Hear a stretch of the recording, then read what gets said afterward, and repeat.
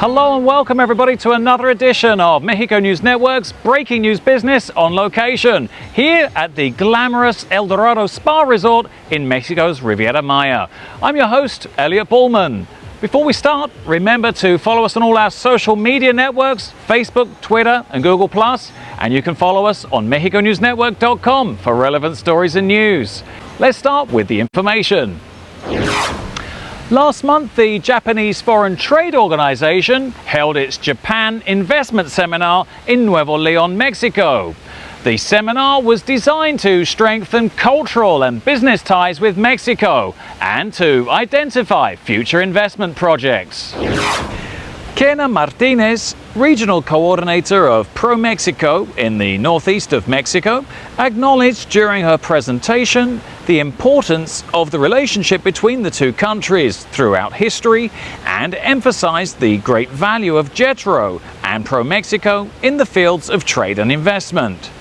JETRO is an autonomous Japanese governmental organization founded in 1958, whose objective is to carry out activities related to the promotion of international trade in Japan.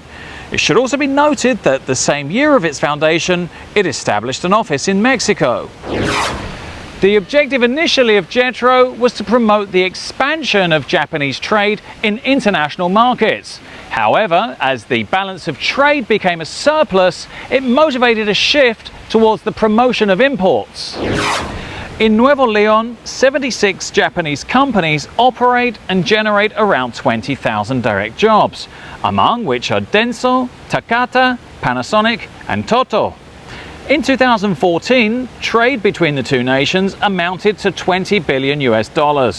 Most of the trade is in agricultural products, alcohol and automobile parts. There are now 900 Japanese firms established in Mexico. In my view, that number will rise exponentially between now and 2021, particularly in the automotive sector. In December of 2016, Mexico recorded a trade surplus of $28 million. That was compared to a trade deficit of $715 million a year before, thanks to exports outpacing imports. Meanwhile, the jobless rate in Mexico decreased to 3.4% in December of 2016 from 3.96% a year earlier. It was the lowest jobless rate for a December month since 2005. Exports jumped 6.6% to $3.32 billion as oil sales climbed 49.9% and non-oil sales rose 4.9%. By sector, sales increased for agricultural products, mining and manufacturing. Within non-oil exports, those to the US rose 3.5% and to the rest of the world they grew by 11.6%. Mexico's main exports are manufactured products, oil and oil-based products, vehicles other than railway, tramway, electrical, electronic equipment, nuclear reactors, boilers and machinery. Mexico's main trading partner, of course, is currently the United States, who receive 80% of our exports, while we import 51% of their products. But other main trading partners to look out for are China, Japan and Canada, who in my view will be the three main countries to watch over the next 3 to 5 years.